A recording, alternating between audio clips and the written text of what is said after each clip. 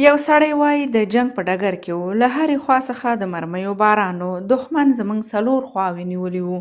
زما ډېر نږدې ملګری کوم ته چې ما نه یوازې د خپل دوست مقام ورکړی و، بلکې زما ورور هم و، د دښمن د تسلط په ساحه کې زخمي او مرمیو سوری پروت و او وروستۍ سلګۍ یې وهلې. ما د هغه د ژغورلو هڅه کوله، خو قومندان به هر ځل زما مخه نیوله او ما ته به یې اجازه نه راکوله چې د خپل ملګري د ژوند د ژغورلو لپاره خپل ژوند په خطر کې واچوم. آخر مې قومندان راته وویل ته غواړې چې د هغه ژغورلو لپاره ورشي او خپله هم مړ شي ها؟ ته پوهیږې دا یو څومره خطرناکه کار دی؟ آیا ارزښت یې لري چې د هغه لپاره د خپل ژوند له خطر سره مخ کړې؟ ارامه اوسه او په خپل ځای کې اوسه، هیڅ ارزښت یې نه لري چې هلته ورشي، هسې هم ستا ملګری مړ شوی دی.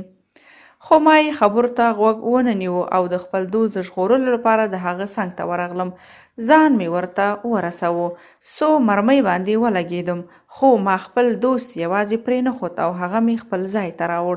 کله چې خپلې ساحې ته ورسېدم نو قومندان مې راته وویل آیا ارزښت یې درلود چې تا ځان دومره د یو لوی خطر سره مخ کړو او د خپل دوست بېروحه جسد دې راوړلو؟ ما خو درته ویل کنه چې هغه مړ شوی دی. ما ورته وویل هو قومندان صاحب، ارزښت یې درلود. قومندان حیران شو او ویې ویل هغه څنګه؟ ستا ملګری خو ژوندی نه دی بلکې مړ دی. ورته مې وویل دا ځکه چې کله چې زه یې څنګ ته ورغلم هغه مړ نه و بلکې ژوندی و او ما ته یې وویل زه پوهېدم چې ته به راځې. او دا جمله ماته د خپل ژوند څخه ډیره با ارزښته وه. ما خپل وفا او ریښتینې دوستي ثابته کړه او زه په خپل ځان او دوستۍ باندې ویاړم.